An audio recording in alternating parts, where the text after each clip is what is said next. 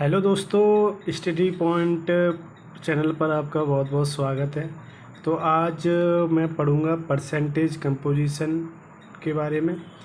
कोई भी कंपाउंड है तो उस कंपाउंड में जो एलिमेंट हैं, कंपाउंड जैसे आपको पहली बात तो ये पता होना चाहिए, जो कंपाउंड्स होते हैं वो बहुत सारे एलिमेंट्स से मिलकर बने होते हैं। तो उन एलिमेंट्स की परसेंटेज अलग होती है, तो उन एलिमेंट की परसेंटेज निकालेंगे। दूसरा कि हमको कई सारे एलिमेंट दिए गए होंगे, दो या दो से ज़्यादा, और उनकी हमें परसेंटेज दी गई होगी। परसेंटेज से हमें निकालना पड़ेगा उसका एम्पिरिकल फार्मूला और मॉलिक्यूलर फार्मूला। तो चलिए स्टार्ट करते हैं। तो ये हम लोग जो लोग पहले से वीडियो को कंटिन्यूसली देख रहे हैं तो उन्हें पता है कि PYQ सॉल्व कराता हूँ मैं। और जो लोग चैनल पर नए आए हैं तो उनको बता दूं कि मैं इस चैनल पर केमिस्ट्री और फिज़िक्स के PYQ सॉल्व कराने का मेरा टारगेट है। तो आप लोग चैनल पर नए आए हैं तो चैनल को सब्सक्राइब कर लीजिए, लाइक कीजिए वीडियो को और शेयर कीजिए। और जो भी आपके वीक पॉइंट हैं, कैलकुलेशन में आपको प्रॉब्लम आ रही है या फिर आपके कॉन्सेप्ट तो क्लियर हैं बट आप क्वेश्चन में उन कॉन्सेप्ट को अप्लाई नहीं कर पाते हैं, तो आप इस चैनल से जुड़ जाइए और अपने वीक पॉइंट को रिमूव कीजिए और स्ट्रॉन्ग पॉइंट को और ज़्यादा स्ट्रॉन्ग कीजिए। तो चलिए स्टार्ट करते हैं। तो आज एक्चुअली हम पढ़ने वाले हैं परसेंटेज कंपोजिशन पर। मूल कॉन्सेप्ट का ये चैप्टर है, परसेंटेज कंपोजिशन। ठीक है, ये 4-5 क्वेश्चन जो हमें दिए गए हैं ये क्वेश्चन सॉल्व करने हैं। तो इन क्वेश्चन को सॉल्व करने से पहले जो एक बेसिक आइडिया है, बेसिक फॉर्मूलेज हैं और बेसिक एक पैटर्न है, उसके बारे में पढ़ेंगे, तब हम डायरेक्ट इन क्वेश्चन पर आएंगे। ठीक है, तो चलिए पहले हम NCERT से ही बात करेंगे, क्योंकि मैं इस चैनल पर NCERT के अलावा किसी भी अदर बुक की बात नहीं करता हूँ। जो चीज़ें NCERT में दी गई हैं उन्हीं को फोकस करता हूँ, और जो एग्ज़ाम में आ सकती हैं, नीट एग्ज़ाम में आ सकती हैं, JEE मेंस में आ सकती हैं, उनके बारे में फोकस करता हूँ। तो चलिए स्टार्ट करते हैं। NCERT में एक क्वेश्चन दिया है, उसी क्वेश्चन के माध्यम से मैं आपको समझा दूंगा कि अगर कोई भी एलिमेंट है उसकी परसेंटेज दी गई है तो हमें उस जो एलिमेंट्स हैं उनको मिलाकर जो कंपाउंड बनेगा तो उसका फार्मूला क्या होगा। तो चलिए स्टार्ट करते हैं। A compound contains 4.07% hydrogen, 24.27% carbon and 71.65% chlorine. Its molar mass is 98.96 gram. What are its empirical and molecular formula? तो देखिए तो जैसे ये क्वेश्चन दिया गया है, इसमें आपको कार्बन की परसेंटेज दी गई है, हाइड्रोजन की परसेंटेज दी गई है और क्लोरीन की परसेंटेज दी गई है, और कंपाउंड का मोलर मास दिया गया है, और आपसे पूछा गया कि इस कंपाउंड का एम्पिरिकल फार्मूला क्या होगा। तो देखिए कैसे स्टार्ट करते हैं। जो भी परसेंटेज दी गई है हमें, उस परसेंटेज का पहले तो आपको परसेंटेज का मतलब पता होना चाहिए। तो हम आपको बता दूं कि कंपाउंड कंटेन 4.07% हाइड्रोजन। तो कोई कंपाउंड है उसमें जो टोटल एलिमेंट है उसमें से हाइड्रोजन की परसेंटेज कितनी है, 4.07%। और परसेंटेज जो होती है इसका मतलब है कि 100 ग्राम में हाइड्रोजन कितना है, 4.07। परसेंटेज का मतलब क्या है, ये जो परसेंटेज होती है वो 100 में निकालते हैं। तो 100 ग्राम कंपाउंड में हाइड्रोजन कितने ग्राम होगा, 4.07%। इसका मतलब ये है। और इसी तरह कार्बन के बारे में हम समझेंगे। जैसे कार्बन की परसेंटेज दी है 4.27%। इसका मतलब अगर कंपाउंड 100 ग्राम होगा तो उसमें कार्बन कितना होगा, 24.27 ग्राम। इसी तरह क्लोरीन को समझेंगे। क्लोरीन की दी है 71.65%। इसका मतलब है कि अगर 100 ग्राम कंपाउंड होगा तो उसमें क्लोरीन कितना होगा, 71.65%। ठीक, ये मतलब होता है। तो जो परसेंटेज दी गई होती है वो हम 100 में निकालते हैं, और अगर जितनी परसेंटेज दी है हम उसी को मान लेते हैं ग्राम में। ये वैल्यू कितनी है, 100 ग्राम में हमारी कितनी है, 4.07%। तो देखो इन्होंने क्या कैसे समझाया, conversion of mass percent to gram, यानी कि जो परसेंटेज दी गई है उसी को हम क्या किस में कन्वर्ट करना है, मास पर conversion of mass percent to gram. तो जो परसेंटेज दी गई है उसको हम ग्राम में कन्वर्ट करना है। तो इन्होंने बाद में जो हम चीज़ समझ चुकी हैं वही चीज़ इन्होंने ये लिखा है। तो जो 4.07% हाइड्रोजन का मतलब है कि 100 ग्राम में 4.07 ग्राम हाइड्रोजन होगी, ठीक। तो इसको हमने ग्राम कर लिया। फिर उसके बाद में जब हमें इसकी परसेंटेज को जब ग्राम में कन्वर्ट कर लेते हैं तो फिर इनको कन्वर्ट करते हैं किस में, मोल में। मोल का फार्मूला आपको पता ही होता है, अगर किसी का वेट दिया हो ग्राम में तो हम उससे मोल कैसे निकालते हैं, मोल इक्वल टू होता है वेट अपॉन मॉलिक्यूलर वेट। तो हाइड्रोजन का ये मोल निकाला है तो क्या करेंगे, हाइड्रोजन का वेट कितना निकल कर आया था हमारा 4.07 ग्राम अपॉन हाइड्रोजन का एटॉमिक वेट। हाइड्रोजन का एटॉमिक वेट कितना होता है, 1 होता है। तो यहाँ पर हम ना ये अप्रॉक्स में 1 होता है, लेकिन ये इसका कोई वैल्यू की बहुत निगलिजिबल वैल्यू है तो इसको हम इग्नोर कर देंगे। तो 4.07 अपॉन 1.008, तो ये जब इसको सॉल्व करेंगे तो ये हमारी आएगी 4.04। इसको हम अप्रॉक्स में 0.04 को निगलेक्ट भी कर देंगे तो हमारी अप्रॉक्स में आएगी 2 वैल्यू। इसी तरह जब हम कार्बन के मोल निकाल लेंगे तो कार्बन के जब हम मोल निकाल लेंगे तो कार्बन का वेट अपॉन कार्बन का एटॉमिक वेट। तो वेट कितना है कार्बन का 24.27 ग्राम और एटॉमिक वेट कितना होता है कार्बन का 12.01 ग्राम। तो इसको हम निगलेक्ट कर देंगे, मतलब जो वैल्यू पॉइंट के बाद में रहती है तो वो बहुत निगलिजिबल अमाउंट होती है। अगर हम उसको निगलेक्ट करेंगे तो हमारा कैलकुलेशन आसान हो जाएगा। तो हम ऊपर से 2.7 को निगलेक्ट करते हैं, ये तो एनसीईआरटी है तो इसमें डायरेक्ट डाटा दिया गया है, बट हम इसको जब कैलकुलेट करेंगे अपने रफ कॉपी पर या जब एग्जाम हॉल में कैलकुलेट करेंगे तो आपको सीधे ये चीज़ निगलेक्ट कर देनी है। और कार्बन का एटॉमिक वेट भी आपको 12 लेना है। तो यहाँ पर 24.27 अपॉन 12.01, तो इसको कैलकुलेट करेंगे तो ये आएगी हमारी 2.021, ठीक। इसी तरह हम जब हम क्लोरीन का मोल निकालेंगे तो कैसे निकालेंगे, वेट अपॉन मॉलिक्यूलर वेट। तो इसका 71.65 अपन 35.453, तो अप्रॉक्सीमेट ये वैल्यू आएगी हमारी 2।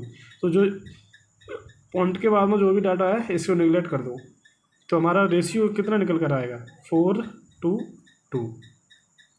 अब जो मोल सबसे कम आए हैं, जो जिसके मोल सबसे कम आए हैं उसमें उसको सारे डाटा में डिवाइड कर देंगे।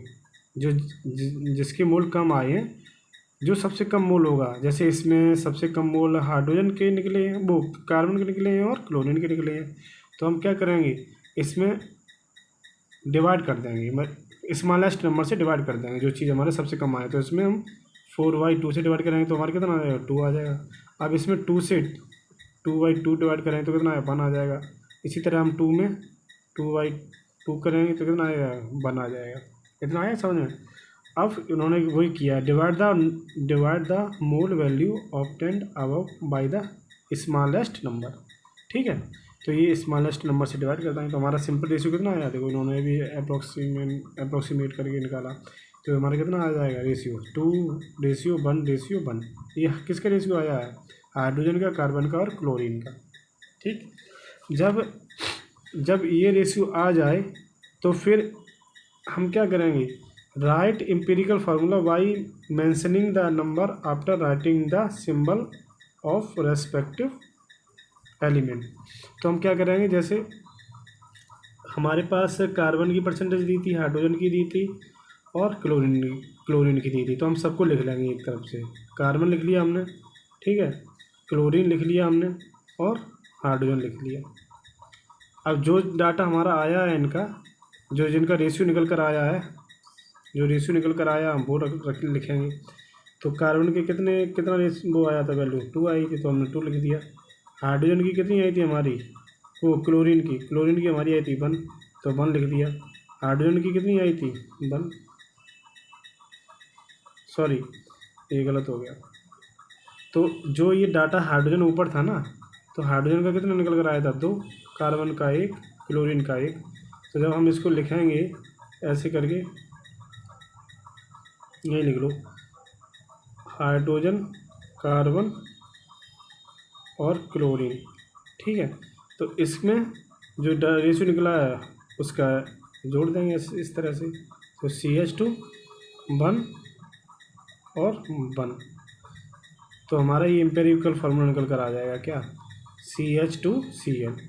ठीक, अब क्या करेंगे हम, जब हमारे एम्पिरिकल फार्मूला निकल कर आ जाए तो राइटिंग मॉलिकुलर फार्मूला, और मॉलिकुलर फार्मूला हम कैसे लिखेंगे, मॉलिकुलर फार्मूला कैसे लिखेंगे, डिटरमाइन एम्पिरिकल फार्मूला मास, इस एम्पिरिकल फार्मूला का मास निकाल लेंगे।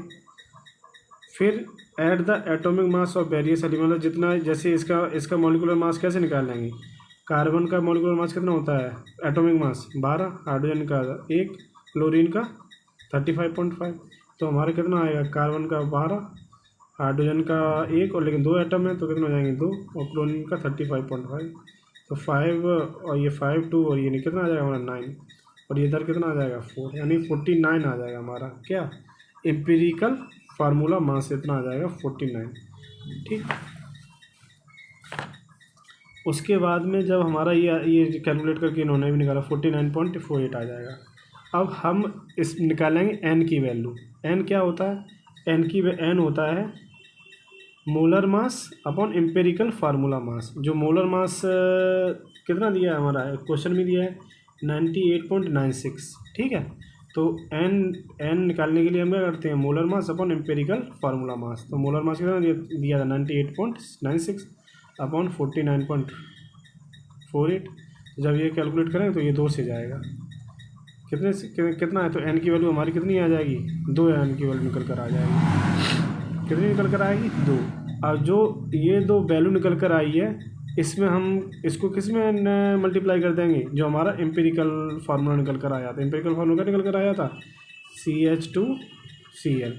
जब हम इसमें नीचे n की वैल्यू 2 से मल्टीप्लाई करेंगे तो कितना आ जाएगा, CH2 CH4Cl, तो वही निकल कर आ जाएगा C2 CH4Cl। यही हमारा आंसर हो जाएगा।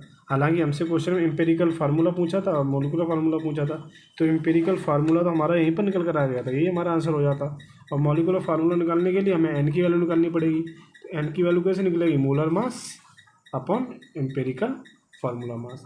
तो एन की वैल्यू जब निकल आए वो एम्पिरिकल फार्मूला में मल्टीप्लाई कर दें तो हमारा मॉलिक्यूलर फार्मूला निकल आएगा। अब हम NCERT जो PYQ है केमिस्ट्री के जो प्रीवियस ईयर में आ चुके हैं उनको सॉल्व करेंगे। ठीक है,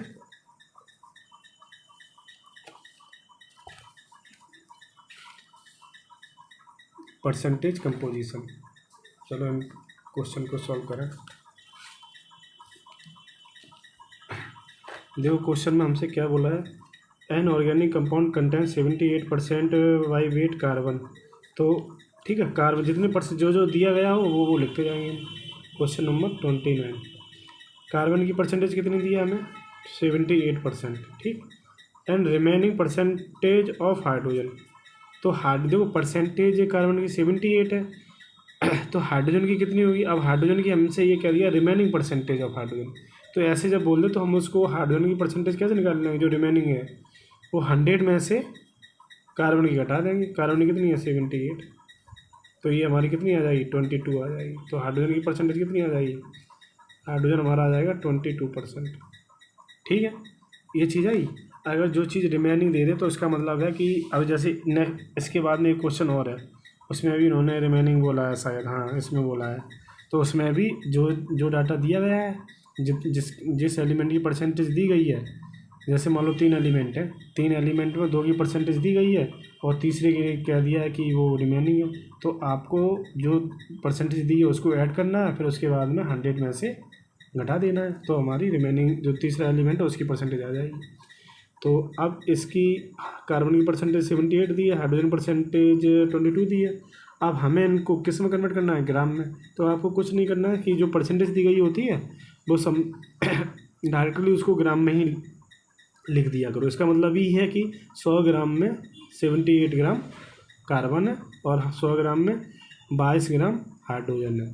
तो हम क्या करेंगे, ऐसे कार्बन लिख लेंगे और कार्बन लिख लेंगे और हाइड्रोजन लिख लेंगे। ठीक है, तो ये कार्बन की वेट कितना आ गया 78 ग्राम और का हाइड्रोजन का 22 ग्राम। अब हमें इसके मोल निकालने हैं। तो मोल निकालते हैं तो क्या करते हैं, मोल बराबर क्या होता है, वेट अपॉन मॉलिक्यूलर वेट या एटॉमिक वेट, एटम है तो इसका वेट कितना निकल कर दिया है हमें 78, और एटॉमिक वेट कितना होता है इसका कार्बन का 12। तो जब इसे कैलकुलेट करें तो हमारी कितनी आई 12 और 6 बचे 12×5 = 60, तो 6.5 आई, ये वैल्यू आ जाएगी पूरी। अब हाइड्रोजन के वेट मोल निकालें तो हाइड्रोजन के मोल कैसे निकालेंगे, वेट अपॉन एटॉमिक वेट। तो इसका कितना आ जाएगा, वेट कितना दिया 22 अपॉन एटॉमिक वेट कितना होता है इसका, एक ही होता है, तो ये कितना हो जाएगा 22। अब ये जो वैल्यू आई है, ये जो मोल निकल कर आए हैं हमारे पास, इन मोल में सबसे कम वैल्यू किसकी है, कार्बन की सबसे कम मोल है। तो इसी को हम क्या कर देंगे, सब में डिवाइड, इसमें भी डिवाइड करेंगे इसी वैल्यू को, और 22 में भी डिवाइड करेंगे। तो इसमें डिवाइड करेंगे कितना आ जाएगा 6.5 अपॉन 6.5, तो ये वैल्यू आ जाएगी 1। और इसमें डिवाइड करेंगे 22 में, तो 22 अपॉन 6.5, तो ये वैल्यू हमारी कितनी आ जाएगी, तो लगभग ये 3 6 3 18, लगभग 3 बार जाएगी। तो हमारा कितना आ गया, इसके आ गया रेशियो 3, और इसका कितना आया 1। तो कार्बन, अब इस वैल्यू को हम ऐसे लिखेंगे, फिर कैसे लिखेंगे, कार्बन को लिख लेंगे और हाइड्रोजन को लिख लेंगे। और जो वैल्यू हमारी आई है मोल, पहले हमने वेट परसेंटेज दी थी, परसेंटेज से हमने वेट में कन्वर्ट किया, वेट में कन्वर्ट करने के बाद में इसको हमने मोल में कन्वर्ट किया। अब मोल में कन्वर्ट करने के बाद में हमने देखा जिसके मोल सबसे कम आए हैं उसको जितने भी एलिमेंट के मोल निकल कर आए हैं उसमें सब में डिवाइड कर देंगे। तो इसके मोल सबसे कम है तो इसको डिवाइड किया इसी के मोल से, तो कितना आया 1 आया, और इसमें भी डिवाइड किया तो इसमें डिवाइड किया तो आया 3। अब जो ये वैल्यू निकल कर आई है, ये जो वैल्यू निकल कर आई है उसको हम इसमें मल्टीप्लाई कर देंगे। तो ये C1 हो गया हमारा, और CH में कैसे कितने आए 3 आई, तो ये C, तो हमारा जो एम्पिरिकल फार्मूला क्या बन गया, CH3 बन गया। तो देखो CH3 कौन सा है इसमें, CH3 या CH4, ये एम्पिरिकल फार्मूला पूछा था, एम्पिरिकल फार्मूला, तो हमारा ये 4th आंसर हो जाएगा इसमें। अब देखो क्वेश्चन नंबर 30 क्या कह रहा है, question number 30, an organic compound contain carbon hydrogen and oxygen. ठीक है, एक ऑर्गेनिक कंपाउंड है, कार्बन हाइड्रोजन है और ऑक्सीजन है। It's elemental analysis gives carbon 38.71%, hydrogen 9.67%, the empirical formula of the compound. अब देखो कार्बन की परसेंटेज दे दी गई है हमें, हाइड्रोजन की दे दी गई है, लेकिन ऑक्सीजन की बात नहीं करी गई है, ऑक्सीजन की नहीं दी गई। तो ऑक्सीजन की आपको कैसे निकालनी है, कार्बन और हाइड्रोजन की जोड़ दो, और ये जो वैल्यू जोड़ने के बाद हमारे उसको 100 में से घटा दो, तो वो हमारी ऑक्सीजन की निकल आएगी। तो जो जो दी गई है उसको लिख लेंगे। कार्बन हाइड्रोजन कितना दिया है, कार्बन कितना दिया है हमारे 38.71%, हाइड्रोजन दिया है 9.67%। ठीक, अब ऑक्सीजन कैसे निकालेंगे, ऑक्सीजन की परसेंटेज, तो ऑक्सीजन की परसेंटेज को निकालने के लिए 100 में से इसकी परसेंटेज और इसकी दोनों को ऐड करके घटा देंगे। तो 38.71 प्लस 9.67, इसे घटाएंगे तो कितनी आएगी 100 माइनस, अब ये जोड़ दो तो ये 7 और 1 8, और 6 और 7 13, यहाँ से ले 0.5, और 9 और 8 कितने हो गए, 8 8 16, 16 और 1 17, 17 और 1 18। ठीक है, यहाँ से ले 3 और 1 4, तो ये हमारी कितनी वैल्यू निकल कर आएगी, ये 48.38 है। अब इसको 100 में से घटा दो, कैसे घटाएंगे 100 में से, तो 100 और 48.38। ठीक, तो यहाँ पर ये ऐसे होता है। ठीक है, ये तो पता ही होगा। तो 10 में से 8 गए 2 बचे, 9 में से 3 गए 6 बचे पॉइंट, और 9 में से 8 गया 1 बचा। ठीक है, और 9 में से 4 गए 5 बचा। तो हमारी ऑक्सीजन की जो परसेंटेज है वो कितनी आएगी, ऑक्सीजन की परसेंटेज आई हमारी 51.62%। ठीक है, अब ये जो वैल्यू आई, ये जो परसेंटेज आई है, और यही वैल्यू जो परसेंटेज दी रहती है वही वैल्यू ग्राम में होता है एक्चुअली। तो वैसे परसेंटेज दी है तो परसेंटेज लिख दो, तो ये परसेंटेज आ गई। अब यही वैल्यू क्या है, ग्राम में, मतलब 100 ग्राम में इतने ग्राम है, तो इसी को क्या कर दो ग्राम में कन्वर्ट कर दो, इसे अप्रॉक्स मान लो। ठीक है, तो 9 मान लो इसको, और इसको 51 मान लो। अब इससे क्या करो, मोल निकालो। तो मोल कैसे निकालेंगे, weight upon molecular atomic weight, तो 38 अपॉन 12, तो इसे कितना आएगा 12 का 12 है, 12 चौबीस 12 36, 12 3 36, ठीक। 2 बचे, 2 बचे और 2 में 12 तो 12 एकम 12, तो ये 1 पॉइंट समथिंग मतलब 3.1 के आसपास आएगा। फिर 9 को करो, 9 का जब हाइड्रोजन के मोल निकालें तो 9 अपॉन एटॉमिक वेट हाइड्रोजन का एक ही होता है, तो ये 9 ही बचा। फिर उसके बाद में ऑक्सीजन के निकालें तो ऑक्सीजन का मोल निकालें तो कितना है 51 अपॉन 16, एटॉमिक नंबर 16 होता है, तो 16 3 48, 16 3 48 और फिर उसके बाद में 2 बचे, 2 बचे तो ये हो गया तुम्हारा 21, तो ये भी तुम्हारा 31 पॉइंट आएगा लगभग,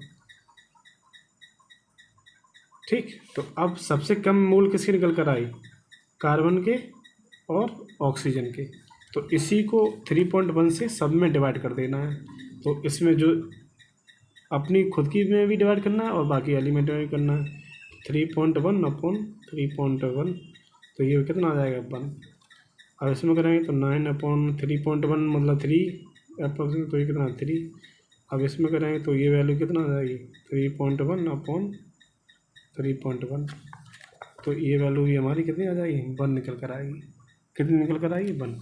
अब जो ये सब पूरा पहले परसेंटेज दी गई थी, परसेंटेज से आपने वेट निकाला, वेट से मोल निकाले, और जब मोल निकाल लिए तो जो सबसे कम मोल आए थे, सबसे कम मोल जो आए थे उसको सभी में डिवाइड कर दिया, और डिवाइड करने के बाद में जो वैल्यू आई हमारे पास में, जो रेशियो आया वो किसका रेशियो आया, कार्बन हाइड्रोजन और ऑक्सीजन का।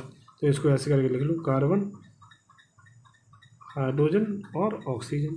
अब इसमें जो जो इसकी भी जो रेशियो आया वो उससे नीचे लिख दो, तो 1 3, वो H का हाइड्रोजन है, हाइड्रोजन का कितना निकल कर आया था हमारा, हाइड्रोजन का 3 निकल कर आया था, और ऑक्सीजन का कितना आया था 1, तो हमारा फार्मूला क्या बन गया CH3O।